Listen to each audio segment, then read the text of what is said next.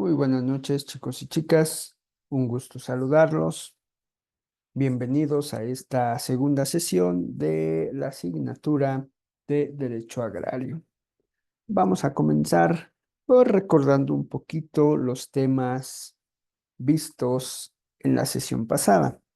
Tiene que ver principalmente con los antecedentes históricos del derecho agrario en nuestro país y que tienen que ver principalmente con la cultura maya, con la cultura azteca, los cuales establecen el reparto de tierras a través de las clases sociales. ¿Qué quiere decir esto? Pues,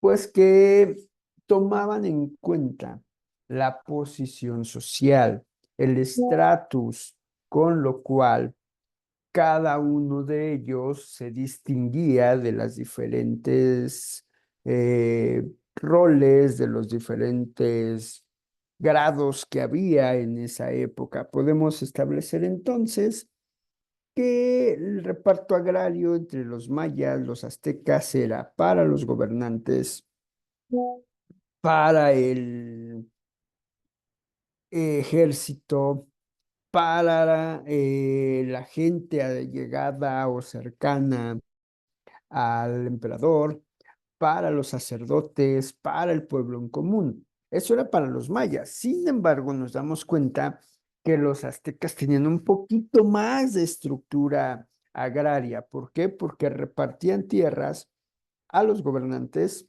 repartían tierras a los sacerdotes, repartían tierras de carácter común a un territorio específico, pero también repartían tierras a los jefes de familia o a cada familia. Más aparte, las tierras que repartían como recompensa, como botín de la guerra a los soldados más destacados de ese conflicto. Y también, finalmente, la tierra que se le daba a los sacerdotes.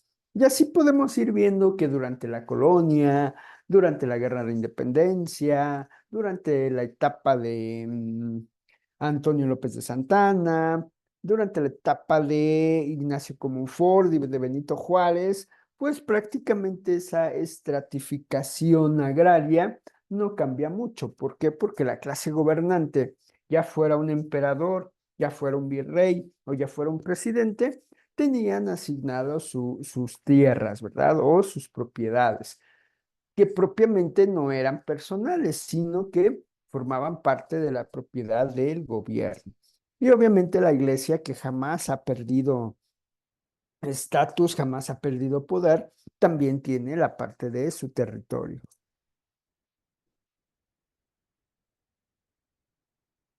Otra parte importante, ¿cuál fue? Que de una o de otra manera, pues dejando de lado un poquito las reformas de Benito Juárez, vemos que el quitarle territorio o quitarle tierras a la Iglesia Católica, pues no fue propiamente de Benito Juárez, sino se viene dando desde la época de la independencia hasta las leyes de reforma y la Constitución de 1857. Finalmente, y de manera rápida, llegamos a la Constitución del 17 de 1917, donde ya de manera específica, de manera propia, se establece el artículo 27 constitucional con la finalidad de establecer ya el derecho agrario. Ese es el parteaguas de esta asignatura o del derecho agrario en nuestro país a partir de la Revolución Mexicana, ¿verdad? Y así sucesivamente vamos viendo. Entonces, dentro de esta segunda sesión, vamos a comenzar a ver ya cuestiones propias de los tipos de propiedad. Derivado de la Constitución del 17 y del artículo 27 constitucional, donde se hace mención que el Estado mexicano, que el gobierno mexicano es el dueño absoluto de la flora, de la fauna, de la tierra, del suelo, del subsuelo, de los mares, pues sí, de todo lo que hay dentro y fuera de la República Mexicana. Entonces nos da la pauta para establecer o para entender los tipos de propiedad que hay en nuestro país. Antes de entrar a estos tipos de propiedad, es menester, sumamente importante, establecer y entender qué es la propiedad, qué significa la propiedad. ¿Vale? Muy bien. Propiedad, desde su origen, está conformado, o es un vocablo que está conformado de tres partes. Un prefijo llamado pro, que equivale o que significa movimiento hacia adelante. El adjetivo pribus, que significa de un solo uso. Y el sufijo tas, que indica cualidad.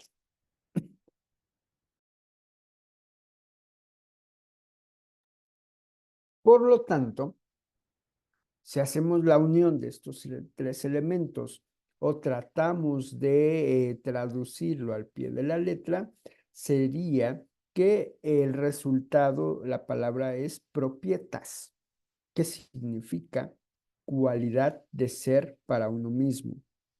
Vemos que el origen no tiene nada que ver como tal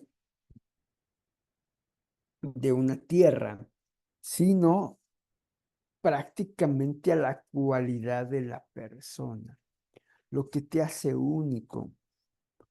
Se dice o se establece a lo mejor el famoso dicho, si no te quieres tú, no vas a querer a nadie. Esa propiedad de poder ser una mejor persona para ti mismo y posteriormente hacia los demás. Sin embargo, ya con el paso del tiempo se va estableciendo esa adecuación y la propiedad nos da como resultado el derecho o facultad de los seres humanos para tomar en posesión una determinada cosa. Y si lo adecuamos, el significado de propietas al significado de propiedad, pues efectivamente ese bien mueble o inmueble que adquieres, pues es para uno mismo. Aunque a través de los años, pues entran otras cuestiones civiles como el rentarla, el comprarla, el regalarla, el usufructo, la donación o simplemente la herencia. Pero son temas que vamos a ir desarrollando a lo largo de esta sesión con los tipos de propiedad.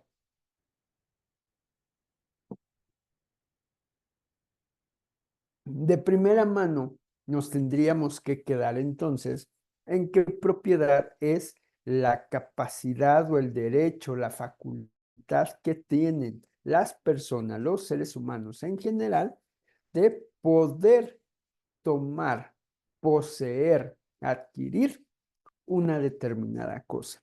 Y esta determinada cosa lo vamos a denominar como un bien mueble, refiriéndonos a cosas que se pueden mover como un refrigerador, como un automóvil, como una sala, como una lavadora, como una laptop, un celular, etcétera, etcétera. O en su defecto también un bien inmueble, que tiene que ver ya con cuestiones terrenales o de tierra, como lo es un terreno baldío, como lo es una casa, como lo es un departamento, como lo es un local comercial, etcétera, etcétera. ¿Vale? Entonces, ya entendido este concepto, que es adquirir, que es tener, que es disfrutar una cosa denominada bien mueble o inmueble, pasamos a los tipos de propiedad. Ok. En México, el derecho a la propiedad y el derecho de propiedad están reconocidos en la Constitución Política de los Estados Unidos, en el artículo 27. Antes de entrar a los tipos de propiedad, vamos a aclarar este pequeño parrafito que para mí es de suma importancia entender para cuestiones subsecuentes y que no solamente tiene que ver con la cuestión agraria, sino también con la cuestión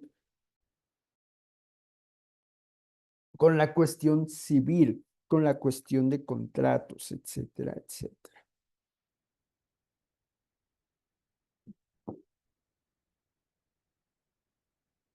Vamos entonces a establecer. El primer concepto es derecho a la propiedad. ¿Qué será? ¿Qué significa? ¿Vale? Derecho a la propiedad tiene que ver específicamente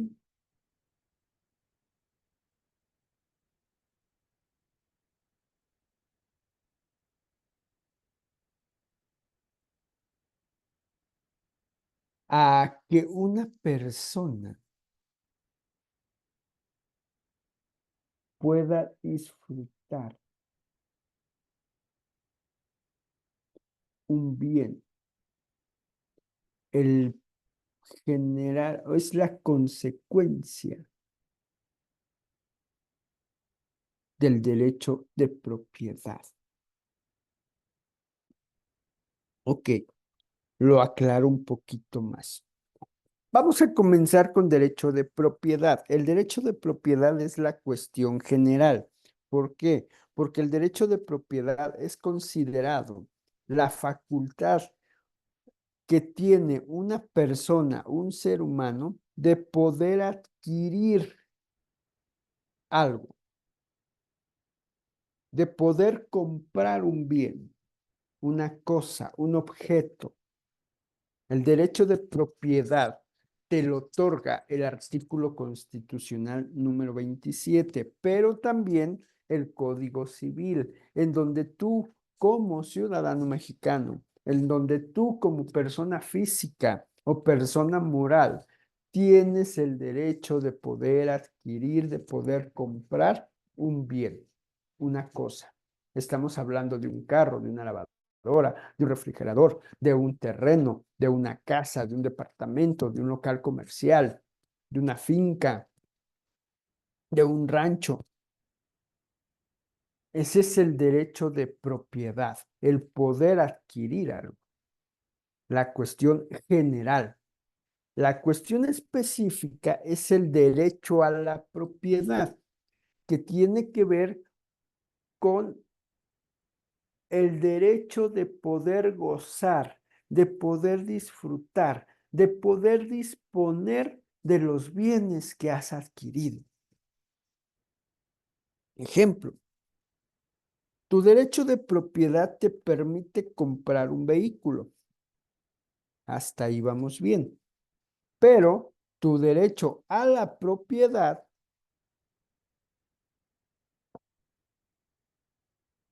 te da la posibilidad de poder rentar el carro, de poder cambiarle las llantas, de poder mejorar su carrocería o su apariencia externa, pintándolo de otro color, poniéndole luces neón, poniéndole un alerón, poniéndole un estéreo, un equipo de sonido, de audio, cambiarle los faros, puedes ponerle luces neón, puedes ponerle luces LED, ponerle calcomanía, etcétera, etcétera. Cambiarle el escape, ¿vale? Entonces, tu derecho de propiedad es comprar un carro. Tu derecho a la propiedad es poder hacerle las mejoras que tú consideres, que tú quieras, con lo que a ti te guste. Vamos en el caso de los bienes inmuebles. Tu derecho de propiedad es el poder comprar una casa. Tu derecho a la propiedad es cambiarle de color, pintarla, meterle ventanas de aluminio, de madera, de fierro, meterle un zaguán, meterle una puerta eléctrica, manual, poner cámaras de seguridad, sembrar árboles, tumbar árboles, ponerle lámina, ponerle losa, poner 2 baños, poner 3 baños, amueblarla en el gusto que quieras, rentarla, prestarla, ¿eh? Lo que tú quieras con esa casa. Ojo, sin embargo, el derecho a la propiedad está regido por el Código Civil, en donde tú no puedes hacer cosas ilegales. ¿A qué me refiero? Tienes un terreno de siembra, compras un terreno de siembra. Y no es que como que digas, ah, pues es mi terreno, yo puedo sembrar lo que yo quiera, voy a sembrar amapola, voy a sembrar marihuana, mota. No, tiene que ser dentro del marco de la ley. Ah, es que en mi territorio, pues encontramos petróleo o encontramos oro. Pues desafortunadamente les quiero decir que al encontrar este tipo de elementos naturales o recursos naturales, pues desafortunadamente pues vas a perder tu territorio, tu casa, tu terreno, porque sabemos, vuelvo a lo mismo, en el artículo 27 constitucional dice que el Estado es dueño de esos recursos naturales. Entonces, si vamos entendiendo esta parte ya del derecho de propiedad y el derecho a la propiedad. Vuelvo a reiterar y con esto cierro esta parte. El derecho de propiedad es la parte general y el derecho a la propiedad es la parte específica. ¿Vale? Uno te lleva a la otra, sí. Obviamente no puedes tener derecho a la propiedad si no tienes una propiedad, si no tienes un objeto, si no tienes un bien mueble o no tienes un bien inmueble. Entonces, forzosamente tienes que ejercer tu derecho de propiedad para poder hacer uso del derecho a la propiedad, ambos establecidos en el artículo 27 constitucional, complementado con el Código Civil, ya sea federal, ya sea estatal, etcétera, etcétera. ¿Vale? Y obviamente, derivado del derecho de propiedad, nos da como resultado de manera general la propiedad pública, la propiedad privada, la propiedad social, la propiedad comunal, que vamos a ir desarrollando poco a poco en esta sesión. Muy bien, chicos, vamos a continuar. Vale. En México se establece de manera general los 3 tipos de propiedad que ya vimos: propiedad privada, propiedad comunal, propiedad ejidal, propiedad pública. Mencionamos 3, sin embargo, pueden ser 4 o 5, dependiendo, pero las principales es el ejidal, la pública, la privada y la comunal. Vamos a ver a qué se refiere cada una de ellas. La propiedad privada tiene que ver o es la más común en nuestro país. ¿Por qué? Porque se refiere a la adquisición de un bien inmueble de manera individual. Es decir, o puede ser una casa, un departamento, un terreno. Y el propietario tiene el derecho exclusivo de usarlo, disfrutarlo y disponer de dicho bien. Entonces, en este primer parrafito que ven en su pantalla de propiedad privada, está nuevamente establecido entre letras el derecho a la propiedad y el derecho de propiedad. ¿Vale? Por su parte, la propiedad ejidal podemos decir que es una propiedad terrenal o territorial colectiva y que está regulada por normas específicas, que lo vamos a ver más adelante. Los ejidatarios tienen derecho sobre parcelas de tierra asignada por la comunidad y no pueden venderlas libremente, ya que existen restricciones para su enajenación. Ojo, aunque esta pequeña restricción que mencionamos en esta primera parte puede ser o es modificada parcialmente en la reforma agraria de 1992, que también vamos a ver más adelante. ¿Vale, chicos, chicas? Muy bien.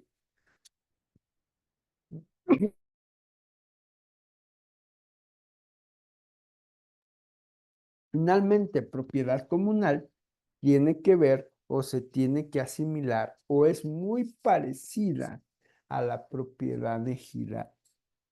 ¿Por qué? En este caso, la tierra es propiedad de una comunidad indígena. Los miembros de la comunidad tienen derechos sobre el uso de la tierra, pero no pueden venderla a terceros sin el consentimiento de la Asamblea General. Ojo, sin embargo, este régimen de propiedad comunal es todavía más estricta que la ejidal. ¿Por qué? Vámonos a la parte norte de nuestro país con un grupo bastante sui generis o único que se ha establecido en el norte de nuestro país, específicamente en el estado de Chihuahua. Aquí nos estamos refiriendo a la comunidad menonita que deben saber ustedes que es parte de los movimientos de inmigración o gente que ha llegado de Rusia y Canadá o de Rusia a Canadá y que por una u otra cuestión se han ido asentando en nuestro país.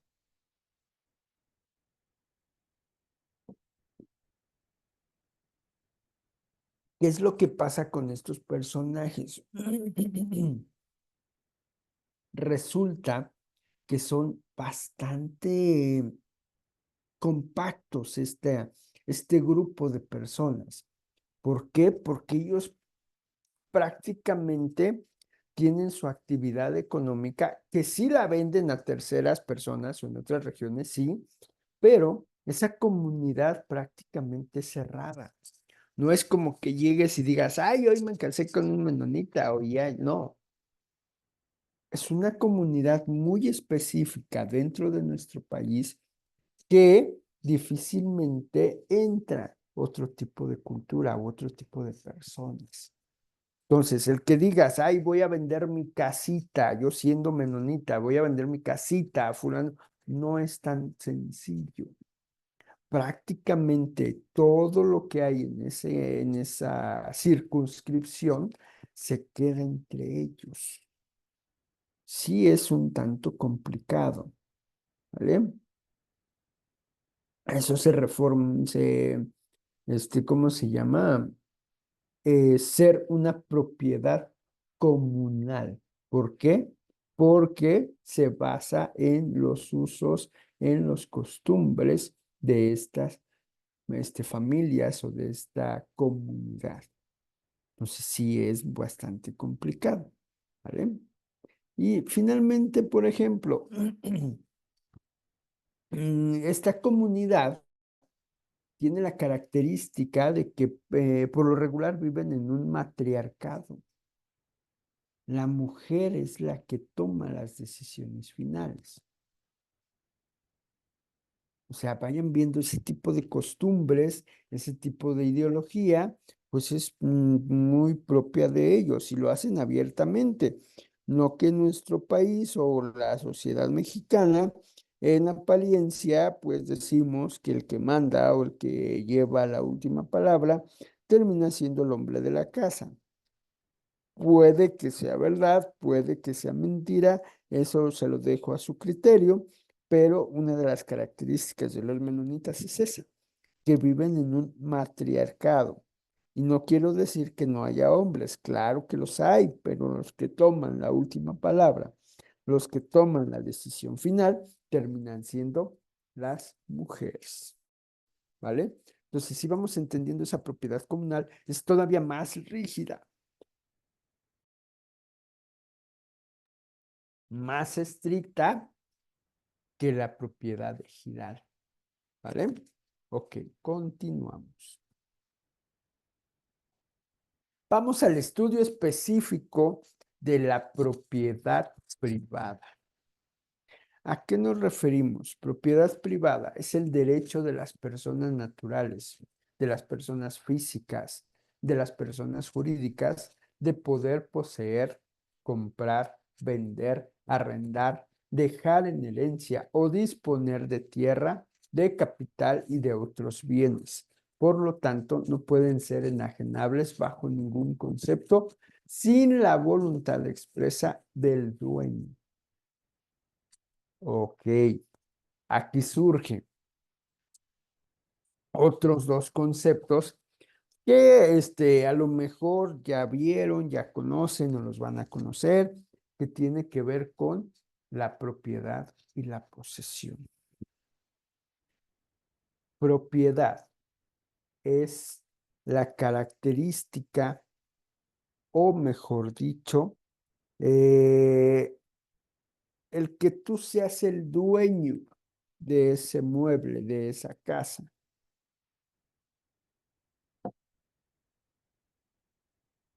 Es como cuando en los trámites gubernamentales te dicen, debes de traer un documento que acredite la propiedad del carro, la propiedad de la casa. Cuando son bienes muebles, pues es muy sencillo porque llevas la factura de ese refri, de esa sala, de ese celular, de esa laptop, del carro. Pero ¿qué es lo que pasa? Que desafortunadamente en muchas ocasiones en nuestro país no estamos tan acostumbrados o no tenemos esa costumbre de guardar esos documentos. O desafortunadamente los compramos en lugares que no deberíamos de comprar. En el mercado tradicional, donde muchas veces no hay facturas, solamente un recibo de compra, una nota de venta, si eso sí te la dan, y si no, así se queda. Entonces, el documento, la factura, la escritura es lo que te va a acreditar como propietario. Y la posesión es la persona que efectivamente hace uso de esa casa o de esa lavadora, de ese celular o de ese vehículo. Ok, ¿qué es lo que pasa? Vamos a ponerlo más en contexto, porque así dicho, a veces cuesta trabajo entenderlo. Muy bien. Eh, Cuando compran algo, vamos a establecer, supongamos que tienen hijos, papá o mamá le compra o compra un celular para sus hijos. Puede comprar uno, dos, tres, no sé, uno o dos. Cuando ustedes realizan esa compra de celular, resulta que les tienen que dar uno, el contrato de si lo hacen por plan o si van a contratar la línea específicamente o el número con cualquier compañía de celulares. Más aparte, viene la garantía o viene la factura, si es que se necesita, de ese celular, de ese equipo celular. ¿Y a nombre de quién sale esa factura, ese recibo, o esa garantía, o ese contrato? De ustedes como papá o mamá. Esa es la propiedad. Los propietarios del celular son ustedes. ¿Quién tiene la posesión o quién va a tener la posesión? Su hijo, su hija. ¿Por qué? Porque es la personita que lo va a usar, que va a descargar videos, que va a descargar juegos, que va a tomar fotografías, que va a tomar videos, que va a hacer mensajes, videollamadas, etcétera, etcétera. Sus hijos son los poseedores del celular, pero los propietarios son ustedes. Entonces, bajo esta índole, cuando alguno de sus hijos, que por alguna situación ustedes lleguen a solicitarles, a retirarles o decomisarles el celular, que les digan, el celular es mío, dices, a ver, con todo el amor de mi corazón, el celular tú lo tienes, tú lo usas, pero el propietario soy yo. Y en este momento puedo decidir si ese celular se guarda o ese celular se queda contigo. ¿Mm?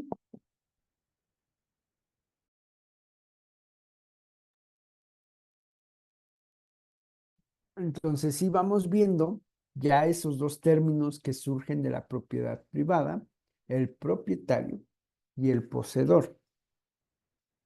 En algunas ocasiones, cuando ustedes compran una casa y se van a vivir a esa casa, pues a veces les entregan su escrituración o cuando se termina de pagar la casa, les entregan la escrituración, la escritura.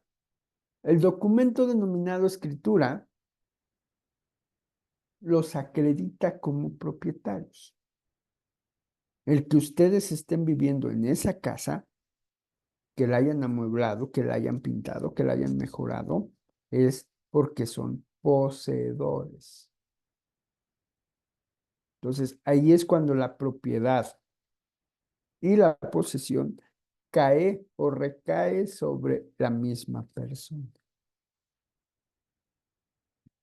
Les pongo otro ejemplo, propiedad y posesión.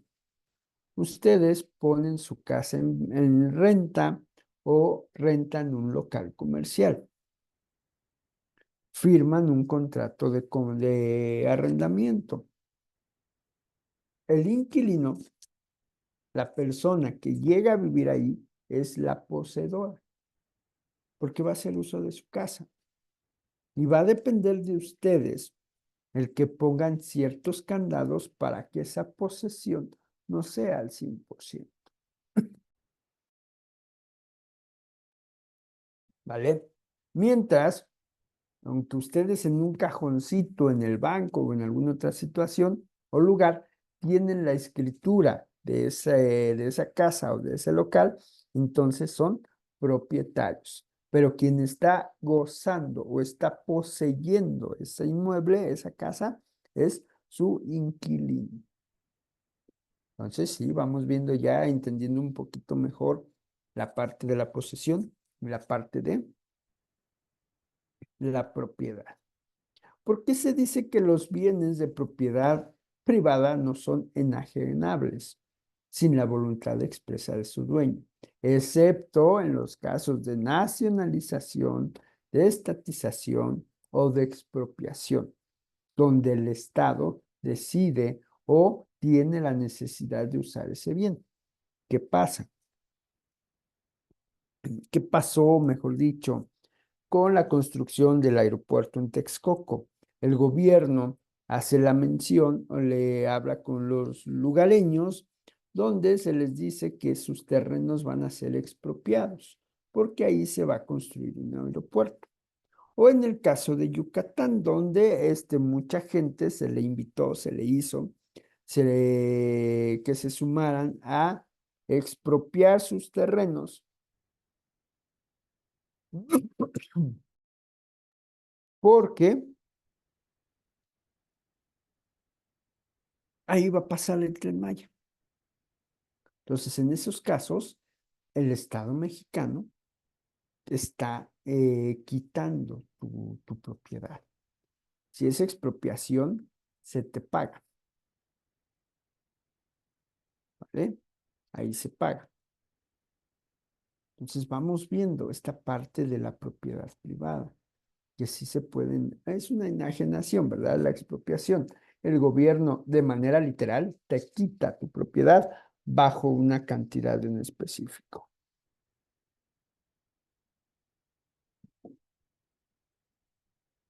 ¿vale? La protección de la propiedad privada es tenida por muchos como una de las tareas de la fuerza del orden público y del Estado.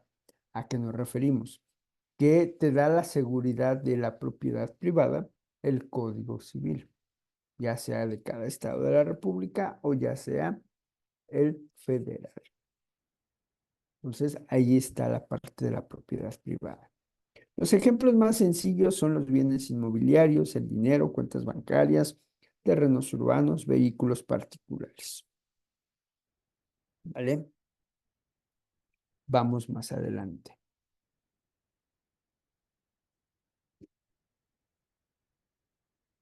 Las características de la propiedad privada son las siguientes.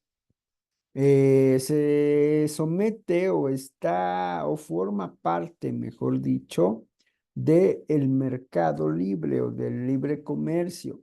No, mercado libre no quiero decir de la plataforma de venta, no, sino de la libertad dentro del mercado para poder venderla, comprarla, arrendarla, donarla, etcétera, etcétera. ¿Qué dice el libre comercio? Cualquier persona puede comprar o vender su propiedad, siempre y cuando dicha transacción se haga según lo regulado en los códigos o ordenanzas civiles que regulan la materia. Entonces, ¿qué quiere decir esto? Que se puede establecer o formar un contrato de compraventa, un contrato de donación, un contrato de usufructo, un contrato de arrendamiento, de promesa de venta, etcétera, etcétera. Entonces, que sea total y absolutamente legal de conformidad a la ley.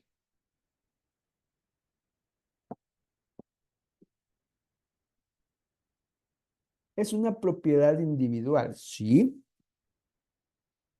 ¿Por qué? Porque la propiedad privada debe de tener un solo dueño. Ojo, aunque posiblemente estamos atendiendo o estamos viendo una cuestión meramente más complicada. Ahorita se las explico. Permítanme. ¿A qué me refiero? Este, tenemos o se tiene que ver específicamente el régimen de copropiedad, donde dos personas son absolutamente dueños. A eso me refiero, ¿vale?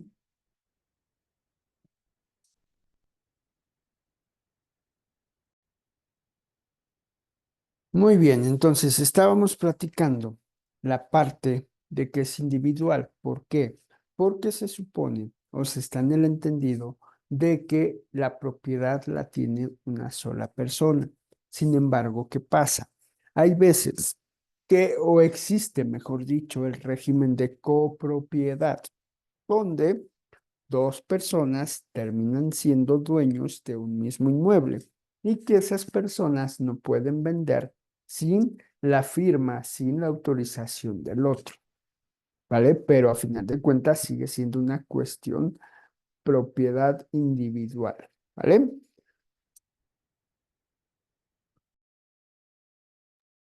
También es libre. ¿Por qué? Porque la propiedad privada puedes hacer con ella lo que quieras dentro del marco de las leyes. Ya lo comentábamos. No puedes sembrar cuestiones de estupefacientes o drogas en un terreno, aunque sea tuyo. No puedes tener o depositar cuestiones ilegales como mercancía robada, ropa robada o algún vehículos igual robados, pues porque es una actividad ilícita. En caso de que sea así y te descubran, pues prácticamente tendrías que ir a la cárcel o responder ante las autoridades correspondientes. Está fuertemente tutelada, sí. El sistema capitalista en general protege la propiedad privada mediante leyes, organismos y acciones que impiden a cualquier persona apropiarse de lo ajeno y que contempla reparaciones para aquellos cuya propiedad privada sea vulnerable hacia terceros. Ok, ¿qué es lo que pasa? Ese régimen de propiedad, esa escritura, te permite o te da la posibilidad de hacer exigibles ciertos derechos. Ejemplo, si tú rentas tu propiedad, tu casa, pues por lo regular se pide un depósito. ¿Qué quiere decir esto? Esa cantidad de dinero o ese depósito sirve o servirá en caso de que la persona que rentó esa casa o ese inmueble, pues si no paga, se hace uso de esa cantidad de dinero, ese depósito. Si las cosas marchan de buena manera, no hay desperfectos, el inquilino cumple con todas las reglas y finalmente se termina el tiempo de renta, pues ese depósito se le regresará al inquilino. Entonces ahí vamos viendo esa parte, ¿vale? Es perpetua. El señor, el amo, el propietario de ese inmueble o de ese mueble, no vence con el tiempo, simple y sencillamente al final o cuando la persona fallece, pues esta parte queda totalmente pues libre, aunque puede ser transmitida esa propiedad mediante un testamento o mediante una herencia en vida o mediante una donación, etcétera, etcétera. ¿Vale? Muy bien, vamos a continuar. La regla general por autenticidad o válida es el Código Civil, la normatividad que regula la propiedad privada en nuestro país. En este sentido, la adquisición de la propiedad de un bien es un proceso importante que se rige por las disposiciones de ese código.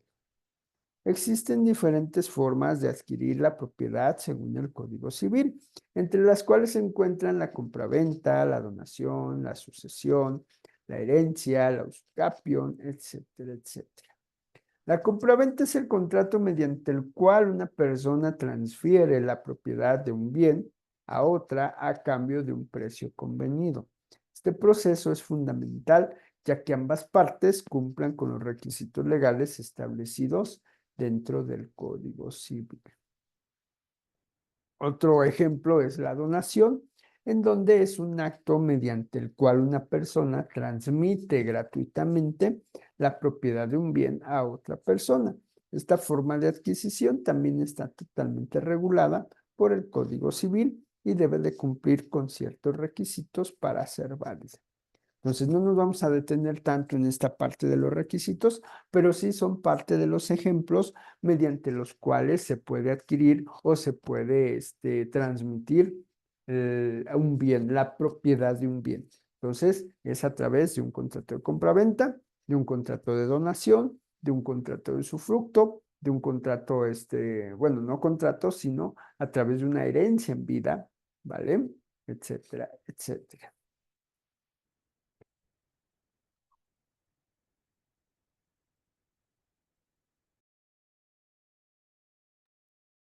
Una de las características más importantes de la propiedad privada es su transmisión. Ya lo vimos, que puede ser mediante contrato, pero también puede ser a través de la herencia.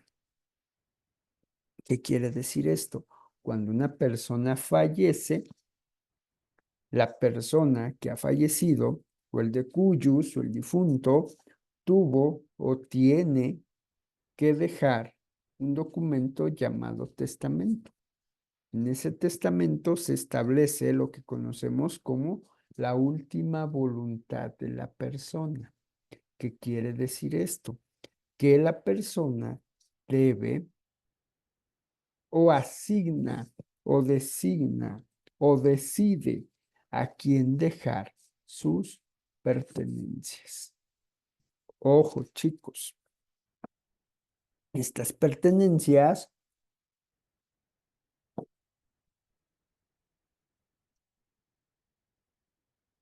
no solamente tienen que ver con casas, terrenos, carros, sino también con a lo mejor joyas, cuentas de banco, ¿vale? Entonces sí es un amplio espectro el que tiene la propiedad privada, pero también va enfocado, ojo, a las obligaciones. ¿Qué quiere decir esto? Que resulta que la persona que ha fallecido pues tenía un crédito bancario o a lo mejor estaba pagando una de sus casas. Entonces, esa deuda ya no se extingue como hace muchos años.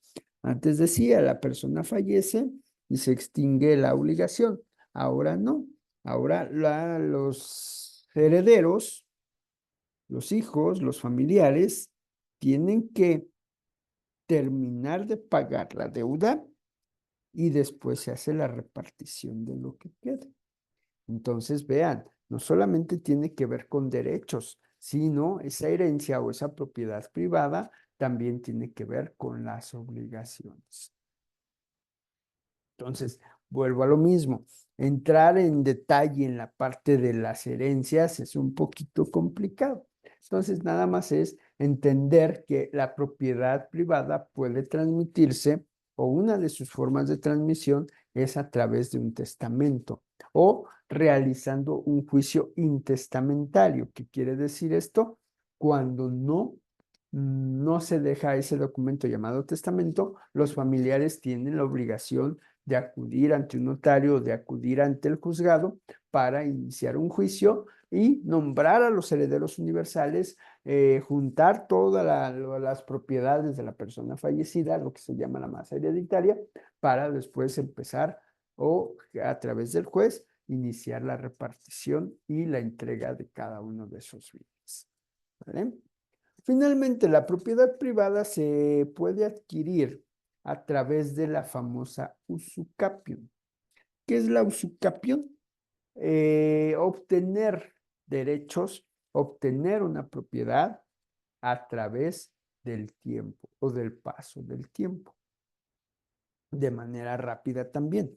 El Código Civil establece los plazos y requisitos para esta forma de adquisición válida. ¿Qué quiere decir esto? Pues el Código Civil establece a lo mejor que la posesión sea de buena fe, la posesión sea continua, que sea pública, pacífica. ¿Qué quiere decir esto? A lo mejor corres con suerte y pues encuentras o pues, sí, te encuentras una casa abandonada, haces el sondeo sin decir que te vas a quedar con ella o que vas a habitar con ella. Simple y sencillamente, pues empiezas a ver que no hay nadie, que nadie la cuida, que está abandonada. Y pues de buenas a primeras tú llegas, entras, averiguas y pues tienes conocimiento de que nadie dejó esa casa, de que nadie la habita, de que nadie la ha peleado. Entonces, pues te empiezas a hacer arreglos, la empiezas a modificar, empiezas a vivir en ella. La gente te empieza a reconocer como el dueño, como el nuevo vecino. Comienzas a hacer contratos del agua, de la luz, del teléfono, televisión por cable. Entonces, esa parte pacífica, esa parte pública, ¿por qué? Porque ya los vecinos te reconocen como vecino, como el nuevo inquilino, como el nuevo propietario. Entonces, eso te da parte de los requisitos de la usucapión. El más importante es que son 5 años ininterrumpidos.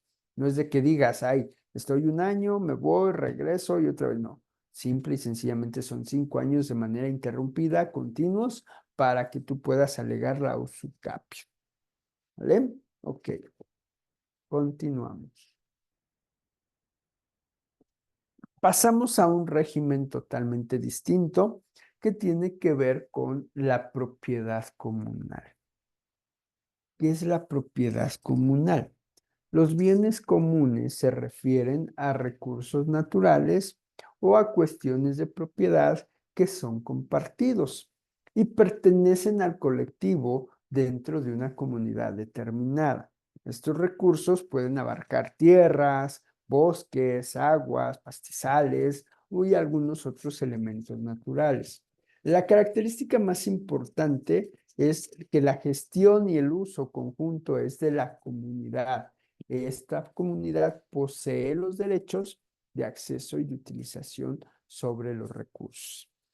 Yo sé que es una comparación bastante ilógica, ¿no? Pero el famoso dicho de los mosqueteros, ¿no? De todos para uno y uno para todos, pues es prácticamente ese régimen de propiedad comunal.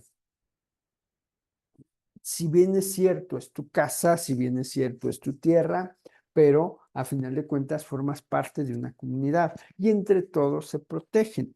Les comentaba hace un inicio, la parte de los menonitas, la parte de los pobladores de la selva lacandona, en donde es muy difícil que personas ajenas a estas comunidades ingresen o formen parte de estas comunidades. Tienen usos, tienen costumbres, tienen tradiciones, códigos de ética, reglas, ¿por qué no? O leyes bastante específicas. ¿Vale? Entonces, sí es muy complicado esta parte de la régimen, de la propiedad comunal. ¿Por qué? Porque no es como que yo venda mi casa a cualquier persona. Tiene que ser específicamente de la comunidad a la que perteneces. ¿Vale? Entonces, esa comunidad o esa tierra es prácticamente de todos. La propiedad comunal es un modelo de tenencia de tierra y recursos que se basa en la propiedad compartida. En ese artículo exploraremos el detalle, el concepto de propiedad comunal, su historia, su funcionamiento, etcétera, etcétera. Entonces les vuelvo a reiterar, todo es de todos, ¿vale? Y no se te permite venderlo a personas fuera de esa comunidad. Muy bien. Los bienes comunales dependen de la legislación a la que pertenecen. Sin embargo, hay ciertas características que pueden tenerse. Ok, vuelvo a lo mismo. Tienen sus propias leyes, tienen sus propias tradiciones, sus propias costumbres. No necesariamente se rigen dentro de la Constitución, dentro del Código Civil, ni de la ley agraria. Son mencionadas, sí, pero tienen su propia legislación, sus propias costumbres. La utilización y el disfrute es comunitario. Los residentes o los que viven en esa comunidad tienen totalmente el derecho de establecer sus costumbres, de establecer sus tradiciones, con lo cual significa un mejor aprovechamiento cultural del lugar. Debe de persistir en el tiempo. Inclusive, no siempre tienen un reconocimiento legal o no pertenecen a una localidad específica. Vuelvo a lo mismo con los menonitas. Ellos tienen sus leyes, sus costumbres, sus tradiciones bien marcadas, sus tiempos, su propia religión. No es que sean así como que, ay, vamos a la iglesia, no. Tienen sus propias iglesias, sus propios templos, tienen sus propios centros culturales que a veces son invitados ahí en el estado de Chihuahua o en algunos otros estados para participar dentro de alguna feria, dentro de algún concurso, dentro de... Ese es otro boleto. Pero sabemos que ellos tienen sus reglas totalmente específicas para sobrellevar sus costumbres, su gente. Son inalienables, su valor se determina por el uso de la comunidad que puede hacerse de ellos si no tiene un precio de mercado. No lo venden a personas ajenas. O sea, son muy cerrados esos grupos. Inembargables, no pueden ser objeto de ejecución para pagar deudas. Imprescriptibles, no pueden ser adquiridos por una persona debido al uso cotidiano, continuo, sin objeción de ese bien durante un periodo de tiempo determinado. O sea, a lo mejor al final, cuando fallece papá o fallece mamá, pasa a los hijos, pero si por alguna razón dentro de esa cuestión, a lo mejor en la pandemia, esta comunidad sufre pérdidas o sufrió pérdidas de familias completas, pues la casa será ocupada por otras personas de la misma comunidad. Entonces, allí están estos terrenos, estas costumbres, estas casas. Son comunales de todos y para todos. ¿Vale, chicos y chicas? Continuamos. Dentro de la ley agraria, la propiedad comunal o bienes comunales o la comunidad se adquiere una serie de características y derechos definidos, los cuales se encuentran en el artículo 99. Dentro de este precepto legal, se confiere que a la comunidad una personalidad jurídica. Además, se les otorga la propiedad legal sobre la tierra que ocupan. Así se confirma su derecho colectivo sobre los bienes comunales. O sea, ¿qué es lo que les digo? La ley puede ser muy ambigua, pero también es muy clara. En la parte comunal no te metes tanto, el gobierno no se mete tanto, pero les da reconocimiento. ¿Para qué? Para respetarles esos derechos. La gente en general debería de saber o tendría que saber que esas tierras comunales no dependen ni del gobierno, ni el gobierno se puede meter en ellas. ¿Por qué? Porque son específicas de esa comunidad. El artículo también establece la presencia de un comisariado de bienes comunales como un órgano representativo y de gestión. ¿Qué es lo que pasa? Vamos a ver más adelante. Dentro de la propiedad o del régimen de propiedad ejidal existen autoridades. Entonces, para hacerlo un poquito más específico, la propiedad comunal también establece ese tipo de organismos. ¿Qué quiere decir esto? Un consejo de comunales o de bienes comunes, representantes de la misma comunidad que van a velar por los derechos, por las obligaciones, por los intereses de los bienes de todos. ¿Vale? ¿Alguna duda? Espero que no.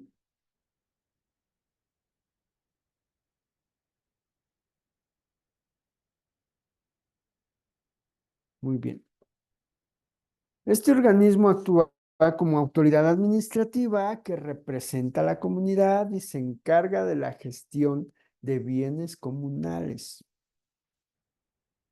Su funcionamiento está sujeto a las disposiciones del estatuto comunal, las tradiciones locales, lo que asegura que las prácticas y normas comunitarias sean respetadas y mantenidas. ¿Qué pasa?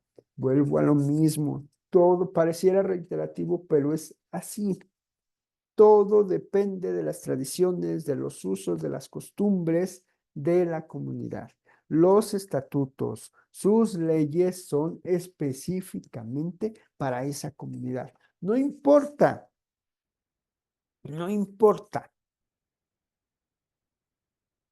que a lo mejor difieran un poquito de las leyes civiles, de las leyes del Estado, porque se respeta esa autonomía.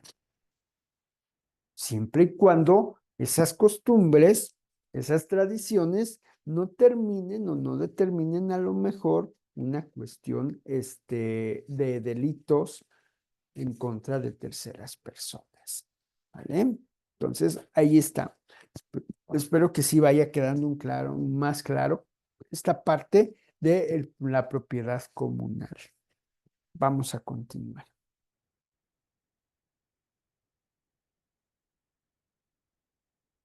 Dentro del mismo artículo 99, busca dar seguridad y continuidad a los bienes comunales que se han ido presentando a lo largo de generaciones, pasadas, presentes y futuras. Protege o las protege a lo mejor de posibles despojos y explotación totalmente indebida. Confirma que los bienes comunales tienen características de ser inalienables, inembargables e imprescriptibles. Entonces, esas son las principales características.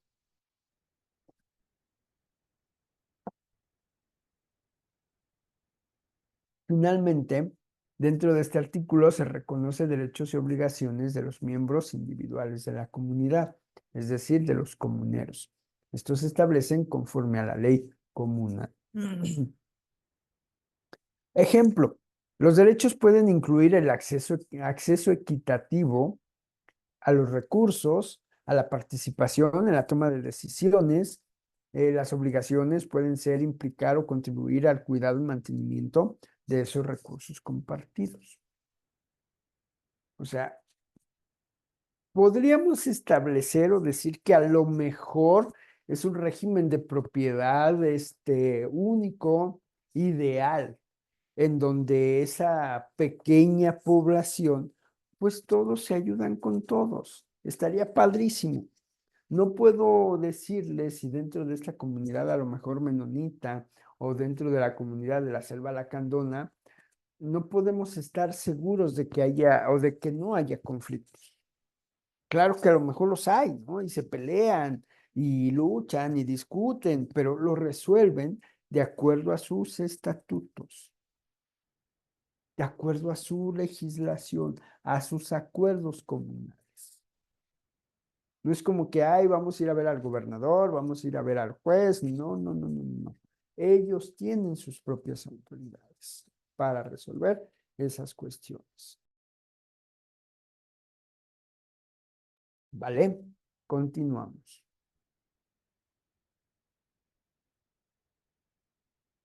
Finalmente podemos decir que la existencia de bienes comunales es un tema de tradición, es un tema determinado de determinados lugares. No debe de confundirse con el régimen ejidal. Puede ser similar, sin embargo, no lo es, tiene grandes diferencias. Lo vamos a ver más adelante en la parte del ejido, con la cual la principal diferencia es que el ejido es total y absolutamente propiedad del Estado, se la presta a un grupo de personas. En cambio, la parte comunal, la propiedad comunal, los dueños son las personas de esa comunidad. Esa es la principal diferencia. El ejido pertenece al Estado, la tierra comunal pertenece a la comunidad. Punto. El Estado no tiene que meterse en ese aspecto más que regularla en la ley agraria, como ya lo vimos en el artículo 99. Y la regula en el sentido del respeto, de tomarla en cuenta, más no de instituciones o de jueces que tengan que responder dentro de esas tierras comunales. Solamente le dan el reconocimiento legal desde la Constitución hasta el artículo 99 de la ley agraria. Entonces, ahí está todo lo referente a la propiedad comunal. Vamos adelante. Otro de los regímenes, perdón, más importantes es la propiedad pública. ¿Qué pasa con la propiedad pública? Lo vamos a decir hasta el cansancio en estas sesiones de derecho agrario. El fundamento principal termina siendo el artículo 27 constitucional, ¿vale? Donde específicamente habla de los tipos de propiedad, la pública, la privada y la social.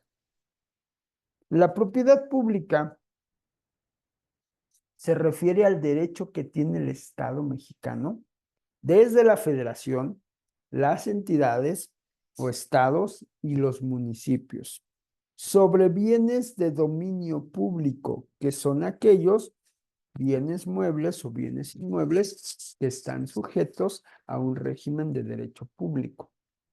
No pueden ser vendidos, por lo tanto están fuera del comercio, son inalienables, son imprescriptibles e inembargables. Los bienes de dominio público pueden ser bienes de uso común, sí, son bienes destinados al sector público o a bienes propios. Vamos a explicar esta parte. Bienes públicos, parques, museos, zonas arqueológicas, deportivos, a lo mejor algunos balnearios o centros vacacionales, las escuelas oficiales o de gobierno, como les llamamos, son propiedad del gobierno, pero las usamos todos.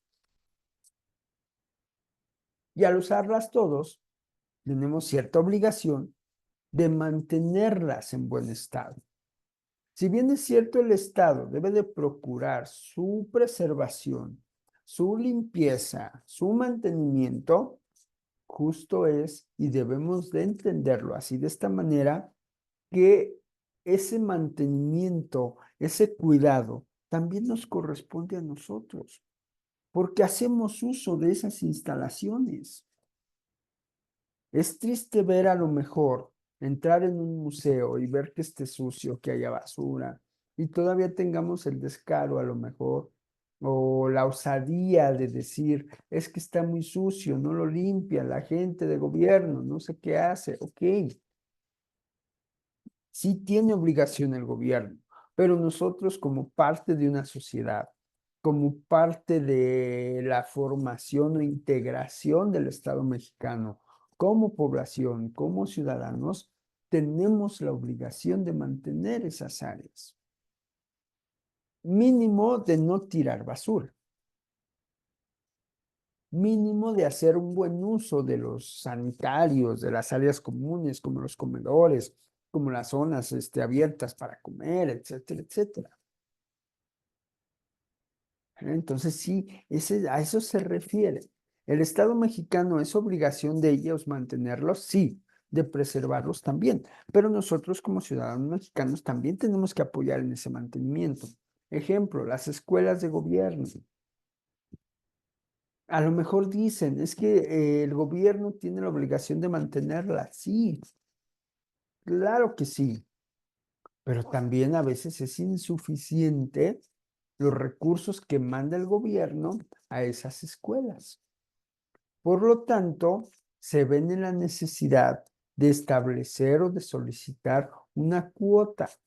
Y seamos honestos, esa cuota que pagan dentro de las escuelas oficiales en educación básica, hablando de preescolar, de primaria y de secundaria, esas cuotas a veces son anuales, casi siempre son por año. Y todavía me voy más lejos. Esas cuotas llegan a ser por familia. Hay veces que hay hasta 3 niños en una sola escuela, de una sola familia, 4 niños de una sola escuela, de una sola familia, y tienen que pagar una cooperación. No en todas se paga una cooperación por cada niño. Hay escuelas que te permiten pagar una cuota por familia. Entonces, si logramos empatizar, ser empáticos, generar un poquito de conciencia, en donde aunque sea propiedad pública, también nos corresponde a nosotros como ciudadanos empezar a cuidarlo, a lo mejor la visión puede cambiar. ¿Mm? Por lo tanto, en el lenguaje cotidiano, podría entenderse como propiedad pública aquello que es de todos.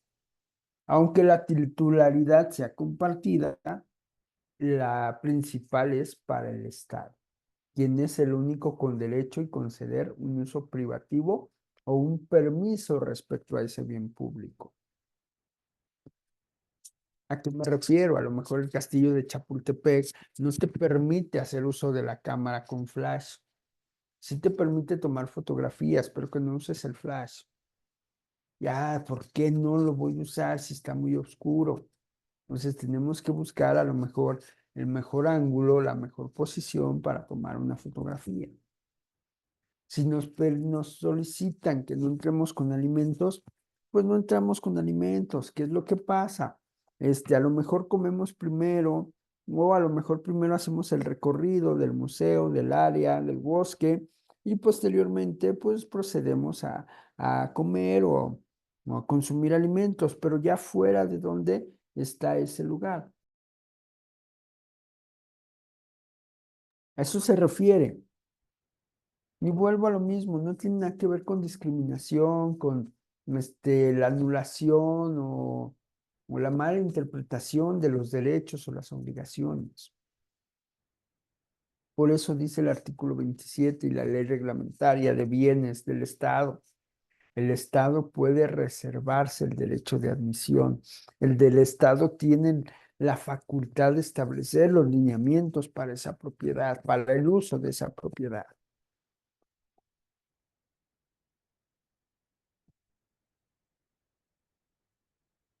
Hay algunos lugares públicos en donde a lo mejor te hacen mención de que no pueden asistir menores de edad. Tenemos que respetar esa parte. Aunque podemos o es de uso público, hay ciertas restricciones Y esas restricciones las pone el Estado y son válidas porque están dentro de la ley de bienes de la nación, dentro del artículo 27 constitucional. Aunque sea propiedad privada o por ser propiedad pública, perdón, el Estado se puede reservar ese derecho. Vamos a la parte de la venta, de la renta, a lo mejor de estos bienes. No sé si ustedes han escuchado hace algún par de años donde salía en las noticias o salía en el inicio de las redes sociales que vendían o estaban rifando, vendían boletos para la venta del Ángel de la Independencia. O sea, a lo mejor a algunos nos causa risa, sí, pero es increíble que la gente pues hacía negocio y la gente le creía, compraba boletos, preguntaba cuándo iba a ser la rifa para el Ángel de la Independencia. El Ángel de la Independencia es una propiedad pública, la mantiene el Estado, le da mantenimiento el Estado, ¿vale? Había donde decía que ya estaban vendiendo lotes o empezar a ahorrar para comprar un lote en la luna. Bueno, no sabemos si la luna puede ser habitada o no, pero hay gente que se lo creía y preguntaba y decía cómo iba a estar el asunto, cómo, o sea, es ilógico, es chusco, pero pasó. Entonces, a eso se refiere que no puede ser vendida, no puede ser embargada, porque pues no, es ilógico vender el Ángel de la Independencia. ¿Bien? Continuamos. Dentro de la propiedad pública, cabe mencionar que la definición es muy amplia, ya que engloba una serie de conceptos, entre los cuales se encuentran los siguientes. El primero de ellos es dominio público. ¿Qué quiere decir esto? No solamente son los edificios o las oficinas de gobierno, los museos o las zonas arqueológicas. También tiene que ver con obras artísticas, con obras científicas, con obras literarias. Una vez que vence el periodo de protección de estos derechos, pues ya buscamos quién lo puede usar o se vuelve de dominio público. Un ejemplo muy claro, a lo mejor, las patentes de la medicina. La creación de todos estos medicamentos similares o genéricos intercambiables responde a que se terminó esa licencia, ese dominio de los laboratorios principales para venderlos. Se acaba esa licencia, se acaba ese permiso, por lo tanto, cualquier laboratorio ya podría fabricarlo. Y la ventaja es que ya hay medicamentos bastante baratos, a lo mejor no con la misma eficiencia o eficacia de un original, por así decirlo, a un similar o a un genérico. ¿Bien? Otro asunto. Por ejemplo, las canciones o la letra de una canción o la música de una canción no siempre pueden ser utilizados por cualquier persona, mucho menos en una cuestión pública. ¿Por qué? Porque siempre va a haber una persona que ostente esa propiedad. Entonces, ¿qué es lo que pasa? Pues resulta que te va a cobrar, te puede demandar o tienes que llegar a un acuerdo para pagarle el uso de esa letra, de esa música en público. El plazo de tiempo necesario para que esto ocurra varía de acuerdo con la legislación de cada país, pero siempre se cuenta desde la muerte del creador. Cuando una obra pasa a formar parte del dominio público, cualquier individuo puede explotarlas, puede respetar los derechos morales, pero no, y reconocer la autoría hasta ahí, ¿vale? O sea, sí, yo sé que este trabajo es de fulano o este trabajo lo hizo sutano, pero hasta ahí le das el crédito. Pero si ya se acaba la licencia de uso privado, pasa a ser de dominio público y cualquiera lo puede publicar, cualquiera lo puede usar. Espacio público. Otra característica es el espacio público. que tiene que ver con que un lugar no se puede restringir el paso a ninguna persona.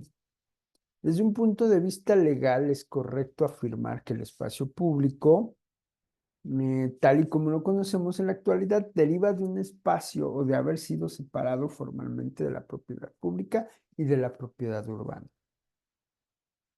Esta situación o esta distinción nos lleva a ciertas proporciones de suelo que se reservan en su estado natural. Entre las necesidades humanas que se pueden satisfacer en un espacio público se encuentra el transporte, los lugares de esparcimiento, las celebraciones de actos o actividades culturales, e incluso negocios. Lo comentábamos al inicio del análisis de la propiedad pública. Tiene que ver con parques, tiene que ver con museos, tiene que ver con deportivos, tiene que ver con canchas, a lo mejor deportivas, públicas, balnearios, centros de recreación, ¿eh? Teatros al aire libre,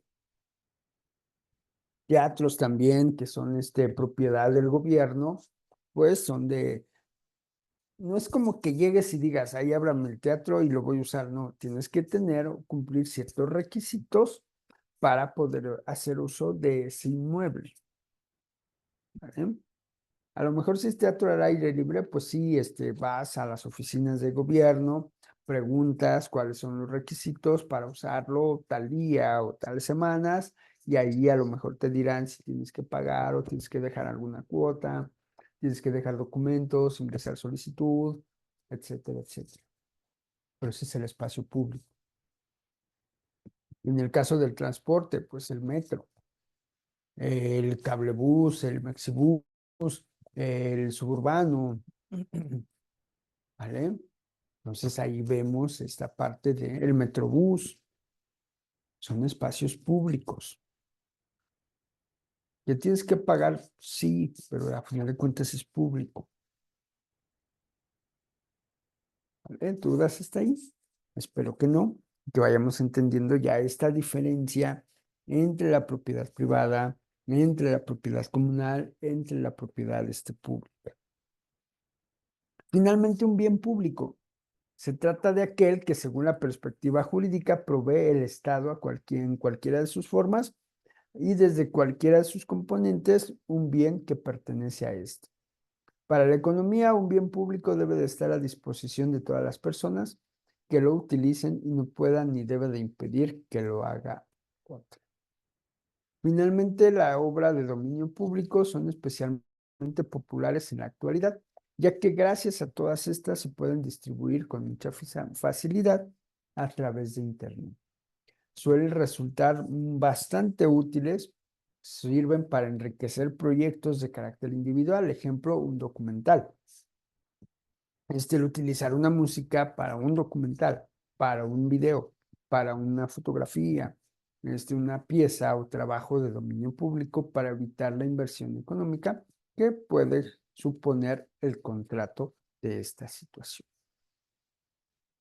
Entonces, a eso nos referimos cuando no se tienen los derechos, etcétera, etcétera. ¿Vale? Entonces, esa es la parte. Vamos a ver entonces esta situación, cómo va diferenciándose la propiedad privada, la propiedad social o, como digo, comunal y la propiedad pública. En resumen, vamos a establecer lo siguiente. La propiedad privada, regulada por el Código Civil, un solo dueño, si son varios, puede ser la copropiedad. Se transmite a través de instrumentos privados establecidos en el Código Civil, como lo es el contrato de compraventa, un contrato de arrendamiento, un contrato de usufructo, un contrato de donación, etcétera, etcétera. La propiedad comunal está contemplada y regulada en la ley agraria, en el artículo 27 de la Constitución, pero solamente para dar el reconocimiento. ¿Por qué? Porque la propiedad comunal forma parte de una comunidad. Como le decía, la parte de los lacandones o la parte de los menonitas establecidos en el estado de Chihuahua que tienen sus propias autoridades, que tienen sus usos, sus costumbres. Y eh, a menos de que fuera un delito, de que se constituyera un delito, el Estado mexicano no puede entrar a esos usos, a esas costumbres, a esas tradiciones. Esa es la propiedad comunal, un régimen especial dentro de México que tiene sus propias leyes, sus propias costumbres, sus propias autoridades. Que no contraviene al Estado mexicano, claro, porque si lo contraviniera o si estuviera en contra ya sería un delito. Por eso el artículo 99 de la ley agraria le da su reconocimiento, le da su lugar. Finalmente, la propiedad pública son bienes que forman parte del Estado mexicano. Las playas, los museos, las zonas arqueológicas, los parques, los centros turísticos, a lo mejor algunas estancias infantiles, las escuelas, los deportivos, ¿eh? Están reguladas por la Ley de Bienes Nacionales, pero reconocidos total y absolutamente en el artículo 27 constitucional. ¿Vale? Continuamos. Por añadidura o para complementar la información anterior, tenemos la propiedad social. ¿Qué es la propiedad social? Es, en este caso, nos interesa su acepción en el campo del derecho como la facultad o la forma de habilitar o de tomar posesión de algo y ejercer su control. Social, sabemos que deriva o está totalmente vinculado con la sociedad, la comunidad o las personas que comparten una cultura, que comparten o que interactúan entre sí. La propiedad social, también conocida como propiedad comunitaria o propiedad colectiva, es un concepto que tiene su origen, aunque no nos guste, en la parte del socialismo, del comunismo, del materialismo histórico, en donde se decía que el pueblo en general debería de ser el dueño de las empresas, de la materia prima, de las herramientas o medios de producción. Y el Estado solamente ser un vigilante.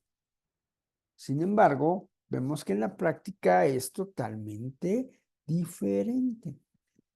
En la parte socialista, si tienes tu negocio, tú como persona privada, pero el Estado te dice cuánto vender, cómo vender, en qué momento comprar, y la ganancia la recibe el Estado y a ti te da un porcentaje. Cuando la esencia era que el pueblo, la sociedad, se quedara con todo y le dieron una parte al gobierno. Entonces vemos ahí ese cambio totalmente drástico.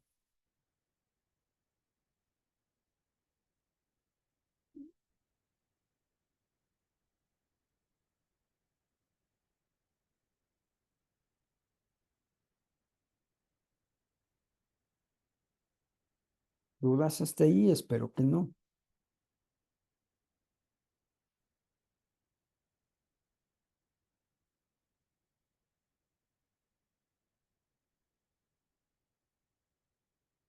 ¿Vale?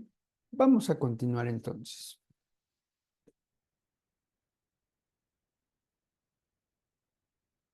Dentro de la propiedad social, los recursos permiten minimizar la desigualdad. Un grupo de personas comparte la propiedad de las tierras, los inmuebles, otros activos y o reparten los usufructos, las ganancias de manera igualitaria.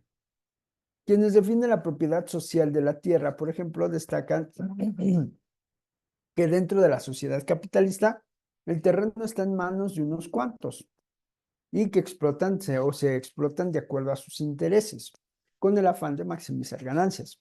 De otro modo, no se producen alimentos según las necesidades de la población. Es lo que decía. La esencia era, o es, que en la parte social, todos fuéramos dueños de una porción de la tierra en general. Entonces, ¿qué es lo que pasaba? Se hacía el conteo, se juntaba todo en la cosecha. Bueno, a lo mejor fueron que se produjeron 1,000 kilos, 1 tonelada o 10,000 kilos. Y esos 10,000 kilos iban a ser repartidos a lo mejor entre 100 familias. ¿Ya cuánto les tocaba? Y dependiendo de todo lo que les tocara, pues a lo mejor esa persona podía venderla o podía regalarla, no sé, etcétera, etcétera. Y el Estado a lo mejor pues también recibir una parte. De manera, ojo, igualitaria, no equitativa. La equidad tiene que ver con darle a cada quien lo que corresponde de acuerdo a qué, a lo que trabaja, a lo que se merece, a lo que realiza. Eso ya no es social. Eso ya empieza a establecer diferencias entre las personas. Si yo trabajo más, pues debo recibir más. Y el que trabaja menos, pues debe recibir menos.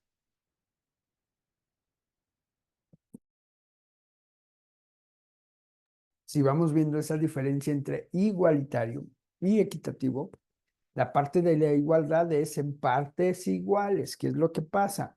Tienes 3 naranjas y tienes 3 hijos. ¿Cómo lo haces? Pues una naranja a cada quien. Pero ¿qué pasa cuando tienes 4 hijos y tienes 3 naranjas? ¿Qué es lo que haces? Pues tratas de dividir las naranjas en partes iguales, partes iguales. No le das una naranja a cada quien. Partes las naranjas en las proporciones o porciones que le toque a cada quien lo mismo. Si tienes 4 hijos y tienes 3 naranjas, pues lo partes en 4 cada naranja para que le toque a lo mejor 3 pedacitos a cada quien. Porque de 3 naranjas lo partes en 4, te dan 12.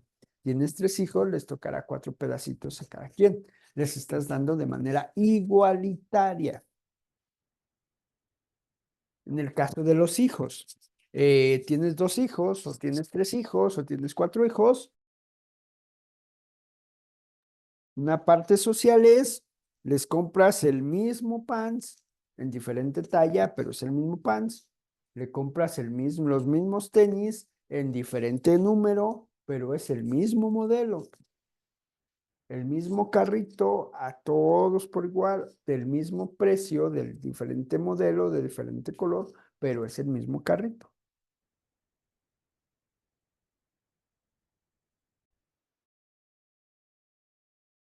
Ahí no va a importar que si tu hijo mayor tiene 20 años, tu hijo menor tiene 6 y tu hijo mediano tiene 10. ¿Por qué? Porque les vas a dar lo mismo e igual a cada quien.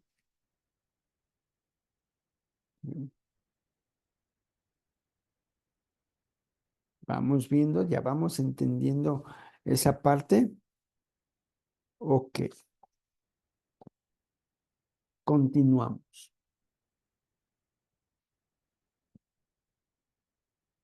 Dentro de la propiedad social, o a lo contrario, quienes están absolutamente en contra de lo que es la propiedad social, establece que una de las principales desventajas es que en ocasiones hay quienes la fomentan y la respaldan para luego aprovecharse de la misma y obtener un propio beneficio propio, y no el de toda la comunidad. Asimismo, hay quienes consideran que aquella es un instrumento de opresión del pueblo con la finalidad de obligarlo a hacer uso de unas herramientas o desempeñar tareas en pro del bien común, aunque cada individuo tenga un deseo o título particular totalmente diferente.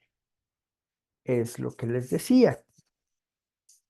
Si bien es cierto, el Estado te permite, entre comillas, poner un negocio, el que tú quieras, pero el Estado va a controlar esa producción, va a controlar esas ganancias.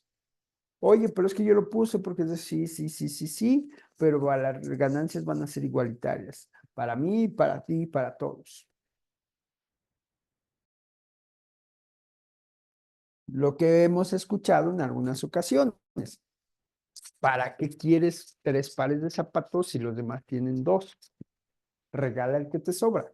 Todos tienen que tener dos pares de zapatos. Oye, pero es que a mí nada, todos, el bien de la comunidad, el bien de las sociedades, que todos tienen que tener dos pares de zapatos, no tres, no uno, no tres, no cuatro, no cinco, dos pares. A ti te sobra uno, regálalo. Ni siquiera véndelo, regálalo. Está esa complicada. De manera es un sometimiento involuntario del gobierno hacia la sociedad en general.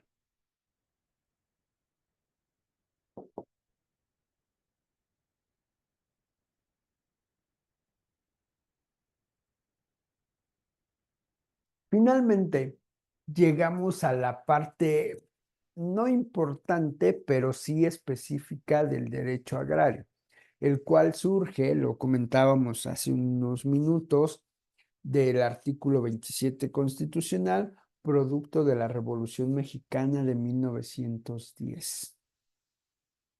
¿Qué pasa? Elegido un régimen de propiedad que tuvo bastante auge a partir de Lázaro Cárdenas con la finalidad de cumplir al 100% los ideales de la revolución.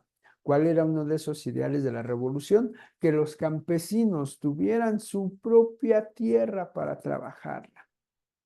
Pero vuelvo a lo mismo, el gobierno termina siendo inteligente siempre buscando un beneficio y resulta que genera y crea el régimen de propiedad llamada ejido, en donde el Estado es el titular de esa tierra, es el propietario de esa tierra, pero se la presta al pueblo para que produzca, para que coma, para que gane dinero con esa producción.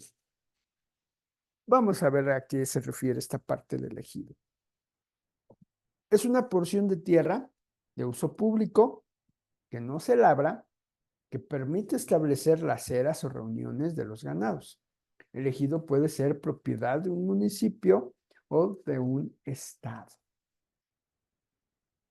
El establecimiento del ejido varía de acuerdo al país o la región geográfica. Sin embargo, en nuestro país se conoce como ejido a la propiedad rural de uso colectivo que todavía existe en ciertas regiones, a lo mejor europeas como la de España.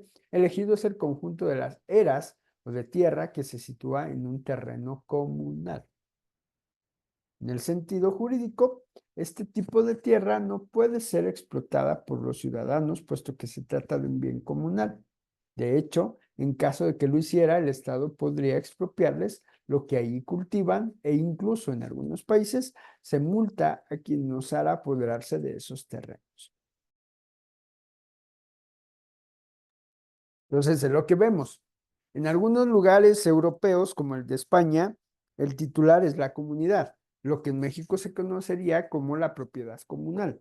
Sin embargo, en nuestro país, el Estado es el titular del ejido y no lo puede cambiar hasta que se designe o se convierta en otra situación vía legal para que pase a ser propiedad privada.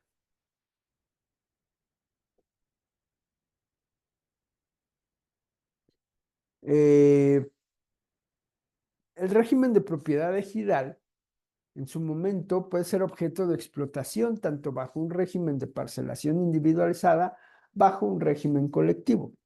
La parcelación o la distribución de parcelas tiene lugar cuando no es posible o no es recomendable desde el punto de vista económico. La explotación colectiva generalmente, esta precisión se encuentra contenida en la propia resolución de dotación.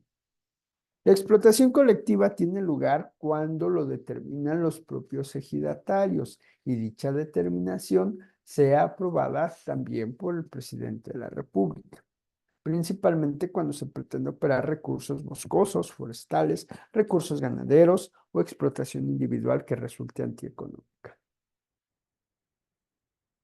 ¿Mm?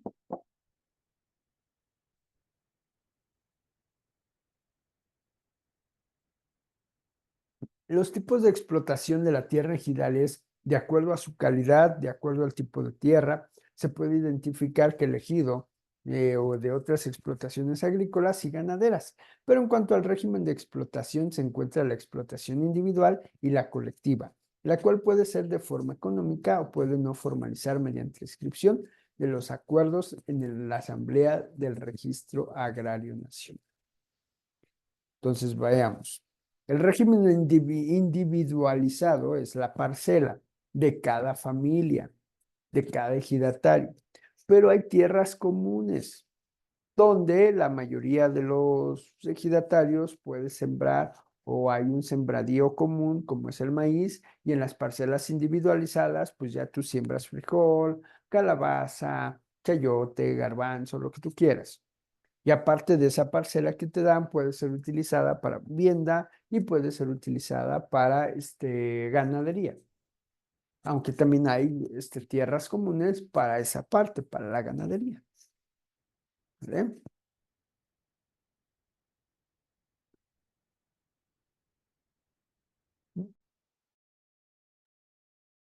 Al ser el régimen más conocido en nuestro país, viene la parte de los derechos de los ejidatarios. La ley o en la ley existen derechos agrarios individuales y colectivos, los cuales se pueden interpretar de la siguiente manera. El derecho individual es aquel ejercicio que corresponde a los ejidatarios, dentro del cual se encuentra lo establecido en la ley agraria, es decir, el usar, el disfrutar de su parcela. Asimismo, la tierra de uso común que por acuerdo de la Asamblea le haya permitido usar o disfrutar. Ojo, aunque dentro del ejido, a través de la Asamblea o a través del comisariado ejidal, todos juntos, se establezca una porción de tierra común donde pueden trabajar todos, también se establece el régimen individual. ¿Qué es lo que pasa? Ok, supongamos que son 2.000 hectáreas. Y de esas 2.000 hectáreas, 1.000 se reparten entre 100 ejidatarios y las otras 1.000 son de uso común. Y dentro del uso común está la siembra y está la ganadera. Pero dentro de esos 1.000 que se reparten entre los ejidatarios, hay una pequeña porción de tierra que le toca a cada quien, que es lo que va a contribuir a su sembradío. Esa la tiene que cuidar, no la puede vender, no la puede regalar. Más aparte, la porción o la parcela que le tocó. ¿Sale? Continuamos. El derecho ejidatario sobre parcelas se acreditará con el correspondiente certificado de derechos agrarios o el certificado parcelario. Ese documentito de certificado agrario, certificado parcelario, te da la posibilidad de trabajar y disfrutar esa porción de tierra. No es tuya. Te acredita o es la licencia para que tú puedas trabajar. Pero al momento en que así lo decida el comisariado ejidal, la asamblea general, más aparte el gobierno, te la pueden quitar. ¿Vale? Ok, continuamos. Los derechos colectivos son aquellos cuyo ejercicio corresponde a la asamblea de ejidatarios, de acuerdo a sus facultades, como el del artículo 23, fracción 15 de la ley agraria. Para dar notificación a terceros bajo derecho agrario, la posesión y usufructo puede ser inscritos formalmente. De otra forma, la posesión y usufructo puede configurarse de manera económica.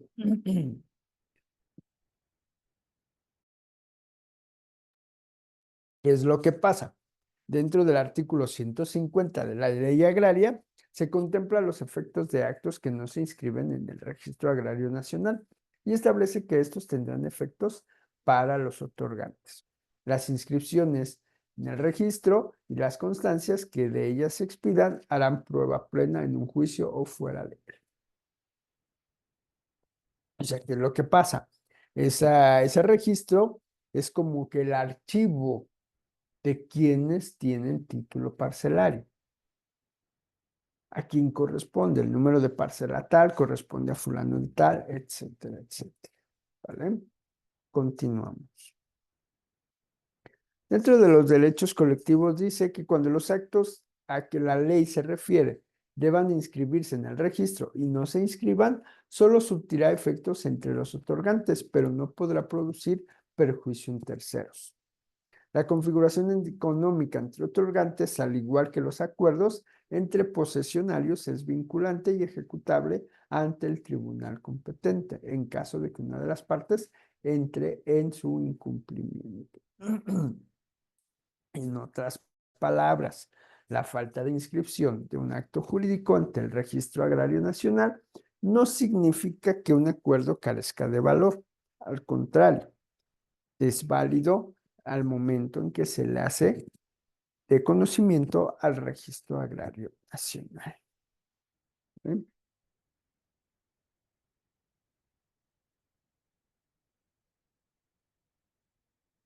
Continuamos. Eh, Dentro de esta situación tenemos también las autoridades ejidales. El derecho agrario se fundamenta nuevamente en el artículo 27 constitucional y a su vez la ley agraria es una rama del derecho que prevé brindar seguridad jurídica necesaria en la tenencia de la tierra. Con ello se protegen los derechos de los ejidatarios, de los comuneros, de los posesionarios y pequeños propietarios. En consecuencia, en el artículo 21 de la Ley Agraria se establecen las atribuciones y las autoridades agrarias y sus facultades o sus órganos. ¿Vale? Ok, continuamos entonces. Muy bien.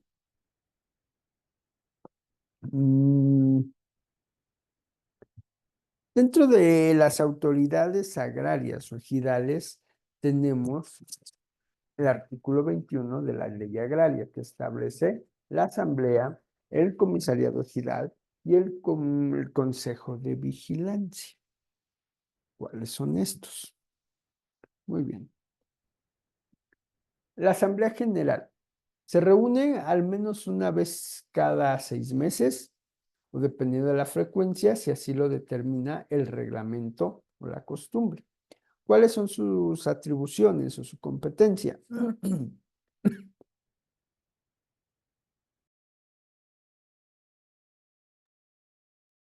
Formular, modificar el reglamento del ejido, aceptar y separar a los ejidatarios, así como sus aportaciones, informar al comisariado ejidal y al consejo de vigilancia cuando haya una elección o remoción de miembros, cuentas o balances, aplicación de recursos económicos del ejido, el otorgamiento de poderes o de mandatos, aprobación de contratos y convenios que tenga por objeto el uso y disfrute para terceros de las tierras de uso común. Entonces vamos viendo la autoridad más importante dentro del ejido es la Asamblea General. ¿Ok? Entonces ahí vamos viendo sus funciones. Aceptar a los miembros, a los nuevos miembros, sacar a un miembro cuando así sea necesario, balances, informes de todo lo que se produce, cómo se produce, si hay algún crédito, si hay maquinaria, etcétera, etcétera. Y en su momento también,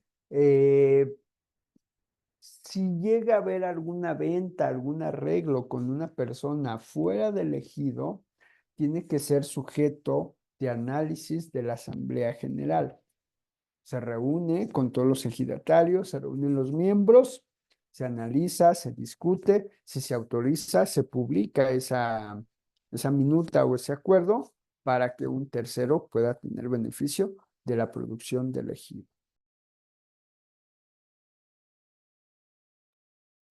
Continuamos.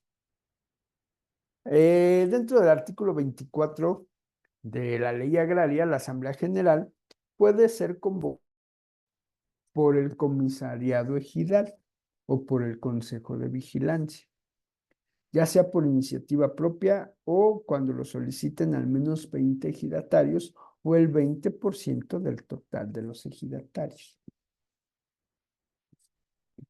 Si el comisariado o el consejo no lo hiciera en plazo de 5 días hábiles a partir de la solicitud, el mismo número de ejidatarios podrá solicitar a la Procuraduría Agraria que se convoque a la asamblea. Entonces vayan viendo cómo esto ya es parte de a lo mejor el procesal agrario. ¿Por qué? Porque las minutas, las asambleas, las reuniones o juntas corren a cargo de la asamblea. Si no lo hace, lo puede hacer el comisariado. Si no lo hace el comisariado, entonces los ejidatarios tienen voz y voto para poder convocar a una asamblea general, a una reunión. Las asambleas deben de ser dentro del ejido, en un lugar común o habitual. Deberá de expedirse convocatoria con no menos de 8 días de anticipación, ni más de 15, por medio de cédulas fijadas en lugares visibles del ejido. El comisariado ejidal será responsable de la permanencia de dichas cédulas en los lugares fijados para los efectos de su publicidad.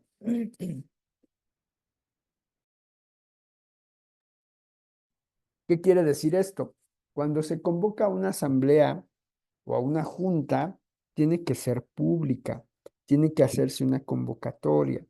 Es decir, ahí dice, no menor a 8 días ni mayor a 15 días. Se tiene que notificar a todos los ejidatarios. En caso de no hacerlo, se pegarán las notificaciones o realizarán las notificaciones en lugares visibles y públicos o comunes de todos. ¿Vale? Continuamos.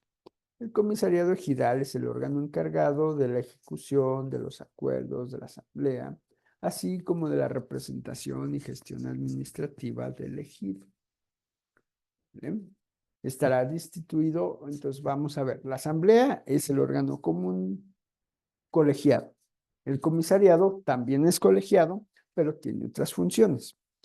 Ver los acuerdos de la asamblea, ver la representación, la gestión administrativa. Está constituido por un presidente, por un titular, por una secretaría y por una tesorería. Tiene propietarios y tiene suplentes. Contará en su caso con las comisiones o las secretarías o los secretarios auxiliares que señale el reglamento interno. La integración del comisariado ejidal se realizará en observancia del principio de paridad. 50 mujeres y 50 hombres, 50% y 50%. ¿Vale? Seguimos. ¿Cuáles son las facultades del comisariado ejidal? Representar al núcleo de la población ejidal, administrar los bienes, en términos de que fije la asamblea con las facultades de un apoderado general para los actos de administración de pleitos y cobranzas, procurar que se respeten estrictamente los derechos de los ejidatarios. También se debe de convocar a las asambleas, se debe dar cuenta de la asamblea o de las labores que se efectúan, de los movimientos, y así como informar a este sobre los trabajos de aprovechamiento en las tierras de uso común del estado que se encuentra.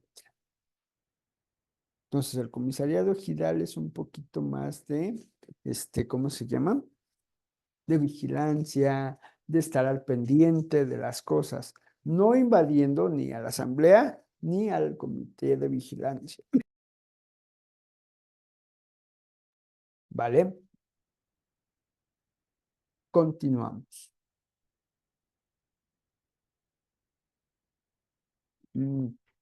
Debemos de recordar que toda la información presentada y analizada tiene que ver o está basada total y absolutamente dentro de la ley agraria, desde el artículo 9 hasta el artículo 42 de la misma. ¿Qué es lo que pasa? Regresamos un poquito. Les decía yo hace un momento, el comisariado ejidal, la asamblea ejidal o la asamblea general son órganos colegiados que buscan preservar, vigilar absolutamente todas las acciones de uno y de otro. Se los pongo en el marco jurídico. Así como en el Estado mexicano está la división de poderes, la cual se vislumbra con el poder ejecutivo, con el poder legislativo, con el poder judicial, resulta que dentro del ejido podríamos hablar de esa división de poderes. ¿Qué quiere decir esto? La Asamblea General, el Comisariado Ejidal y el Comité de Vigilancia o el órgano de vigilancia es la división de poderes dentro del ejido. Si bien es cierto, tienen funciones específicas, uno vigila al otro y el otro vigila al otro y así sucesivamente. Es una cadenita de poder en donde si la asamblea no cumple, lo puede hacer el comisariado ejidal. Si el comisariado no lo hace, entra el comité de vigilancia. Entonces, vamos viendo. La asamblea vendría siendo el poder ejecutivo, el comisariado ejidal vendría siendo el legislativo y el poder judicial vendría siendo la comisión de vigilancia. ¿Vale? Entonces, ahí vamos viendo esa pequeña distribución de poder para que no recaiga en un solo grupo o en una sola persona. O sea, está padre esta parte del ejido. Vuelvo a lo mismo. El ejido, aunque forma parte del Estado, el ciudadano o el ejidatario tiene plena libertad de trabajar esa parcela, la parcela individual más la parcela común. Siempre, obviamente, en beneficio de los ejidatarios, pero también en beneficio propio, a cuestión o a diferencia de la tierra comunal, donde la comunal es para todos. ¿Vale? Entonces vayan viendo cómo sí está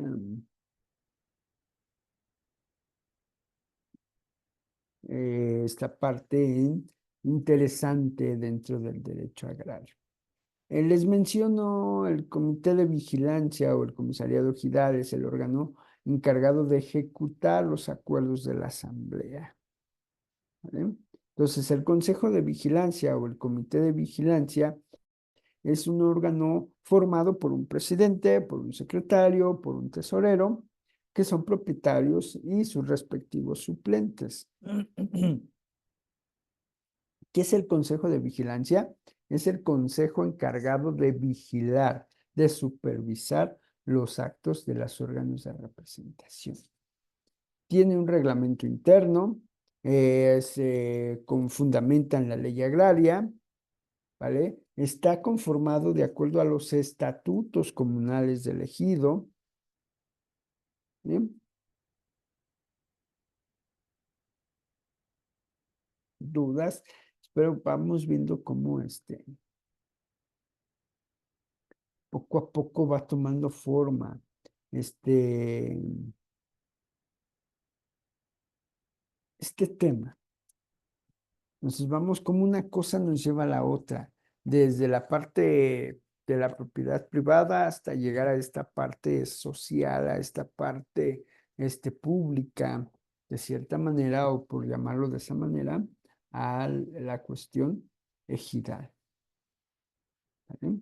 ¿Cuáles son las funciones? Principalmente promover la regularización de los predios, de los asentamientos humanos con los que cuenta el ejido, obviamente siempre con autorización de quién, del comisariado ejidal y de la asamblea.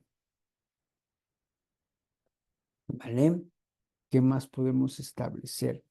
Dentro de sus otras funciones es fortalecer los ejidos, darles esa credibilidad, esa seguridad jurídica que tiene cada uno de los ejidatarios o de su este, parcela.